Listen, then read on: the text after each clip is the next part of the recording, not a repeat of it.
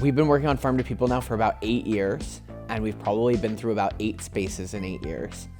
This new space is something that I've been dreaming about for probably all of those years.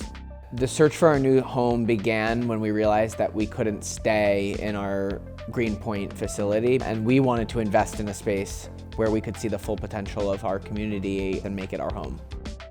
When the pandemic hit, our needs really changed overnight. Very quickly, I realized that our dreams and goals for making a bigger dent in our food system could be sped up. We were able to really broaden our horizon and look for spaces that could really encapsulate a much bigger scope of what Farm to People could be. It took us about 14 months to find this space. And then finally, in March of 2021, walked in for the first time and signed a lease within 3 weeks. We moved very quickly so that we could move from Greenpoint to Bushwick in as little time as possible. When I told people that I wanted to build out the space and move in within 3 months, folks looked at me and told me I was absolutely out of my mind. I was a little out of my mind, but I'm very happy that we were able to do what we did in that short period of time and get started on the future vision of this business as quickly as possible.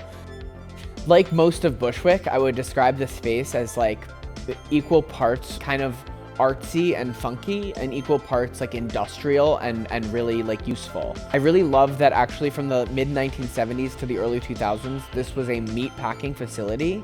And then in the past 5 or 7 years, it's been a cider house and a place for people to congregate and gather. And so the fact that for the past basically 50 years, this facility has been producing food in one way or another and bringing people together is really special to me. And for us to be able to continue that and build off of that momentum feels right.